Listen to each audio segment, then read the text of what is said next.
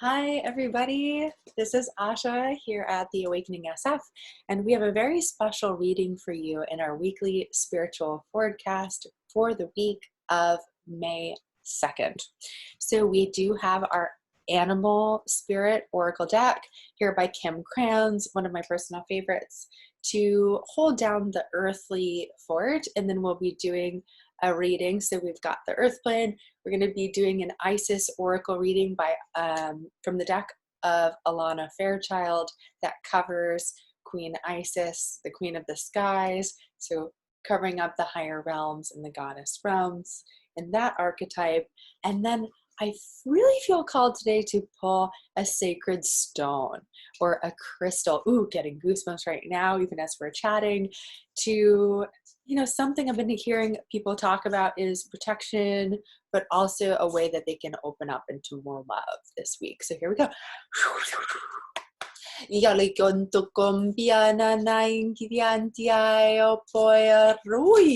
I got two cards, and it is the one on the right.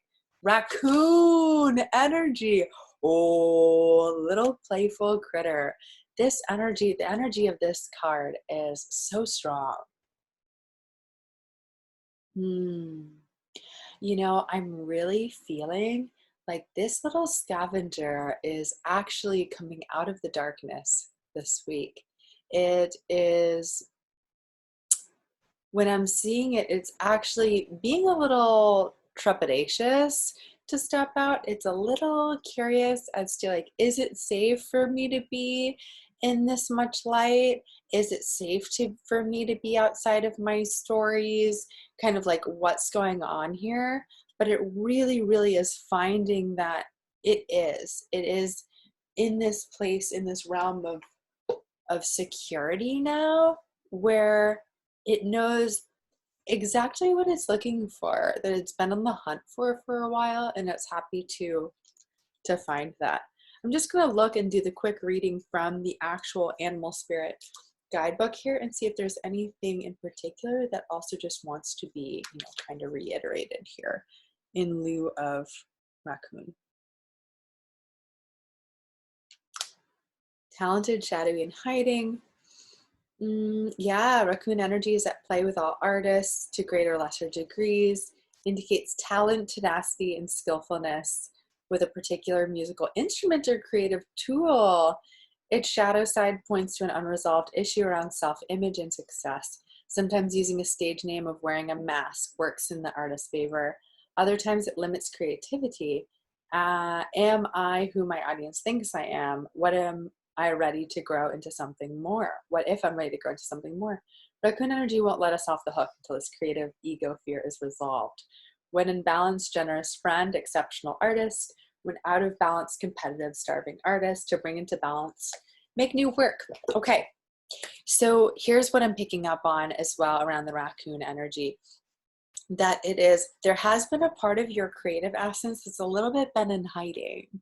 So if you're feeling you're feeling like you are bold and you are ready to take a leap of faith, trust that your words have value and that you are indeed ready to take that mask off, to allow yourself to be seen. You may be surprised at how well you'll be received this week. Okay, so that is that. Such powerful energies. This is really exciting. So I have the Isis Oracle here, and now we're going to do a little reading from just to affirm everything with the higher realms and the goddesses, the temple of the goddesses and Queen of the Skies.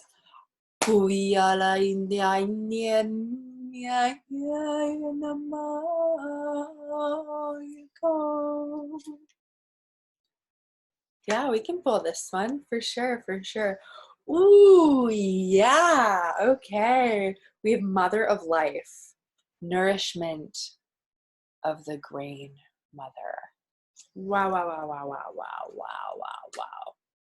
This is a huge abundance card.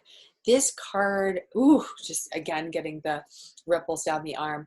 This card, I'm actually seeing these stalks of grain. So it's like more than everything that you've planted has been rising up, but now you're seeing the fruits of your labor. You've been working so hard to be here that it's time to play. And play has been coming up the past couple of weeks for us. We've seen that coming through with some of the other archetypes we've been exploring, like dolphin and things like that.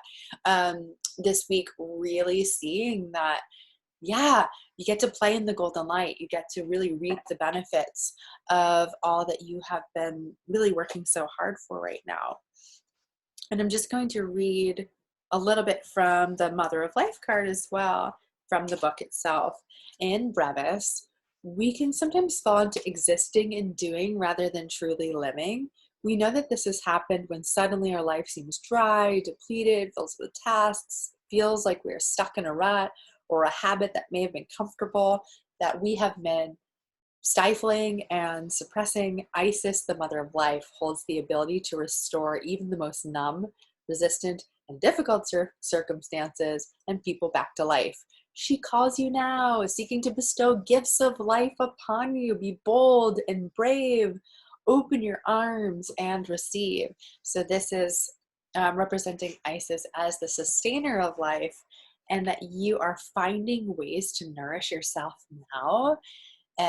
So I'm really feeling called right now, like getting some direct guidance and right here in my clear cognizance that you know the ways to take care of yourself, and now's not a time to shy away from that. So up the ante on all of your grounded practices, all the tools and techniques that you have, things like water, sleep, and self-care. All of the ways that you've been able to love on yourself are now really, really, really paramount, because it's not about you doing it because you need to necessarily fill your cup, even though that's always good. This week I'm really feeling that why this is coming through, it's actually for you to see that you love yourself that fully, and for others to see that you love yourself that fully, and for the universe to see that you love yourself that fully, and to keep feeding you this new life and all these synchronicities for everything that you've been manifesting is actually just so close to meeting you, and just to keep moving on and keep going for the gold here. So that's what's really exciting about this week for y'all. This is going to be a very powerful week as the energies are starting to really lift. You know, with the Pluto retrograde and the full moon in Scorpio, I think we all had a really deep dive. And now this week, you know, we've been so in it that we've been able to kind of refigure out who we truly are and recalibrate and to rise up into the light, into the sun. Let's figure out what our healing crystal is, what our protective crystal is. This is just from the Pocketbook of Stones by Robert Simmons. It's really fun. Oh, I think I just had it.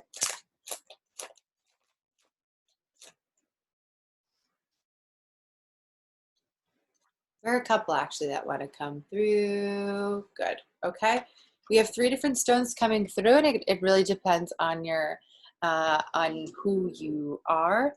But one of them is gel lithium silica, which is for all chakras.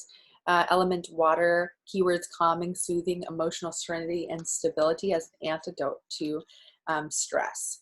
This is a rich magenta colored form of lepidolite and can be found in New Mexico. Stone of peace, putting peace into the world. Again, just kind of like relaxing the energies of what we had moved through. As we know, when we can sit into gratitude, we can sit into peace, we can take those deep breaths, those the centeredness of stability, then the universe will give us more. But we have to be thankful for what we have had, and that does take peace and relaxing of the physical form. So this is that stone.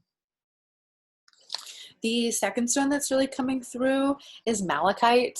Malachite, ooh, love malachite. Such a big abundance stone, and is like fire of the heart. So if you're feeling a little bit more courageous, a little bit more tenacious this week, or that you need that, so you might need the peace on that one hand, with that, you know, version of lepidolite with the silica. If you're feeling like you need a little bit more, you know, tenacity and courage, this is going to be your stone for creativity and leadership and really healing on the heart and the solar plexus. If you've been feeling like a little nauseous or like there's a lot going on in my heart, this stone is really going to be helpful for that, as well as just to remind you of your psychic protection, psychic nature as well. And yeah, so if you're feeling like you need a little bit more protection there, I think this will be the stone for you. Other quotes. I feel like these stones just always come through for me. I've got lepidolite and malachite always come through for me. And the last stone is, of course, like very much my feels for today, it's rose quartz. So we've got rose quartz coming through as well. So this is the emotional healer stone. This is like all of the goddesses. This is the rose archetype. This is beauty and self-love and gentleness and emotional healing. So that is as well healing on the heart chakra, but it's in particular reminding us to trust and hope our connection to our trust and hope the connection that we have to the Great Mother, and to encouraging the spirituality of love. So this is a stone of hope and faith and rebirth. So I hope that these stones are very healing for you. If you have those at home, definitely call them in. And I feel like that was a pretty good overarching view on the weekly spiritual forecast of what's going on. But I'm going to take a moment to drop in, just see if any other things are coming through in channeled guidance, and come on back.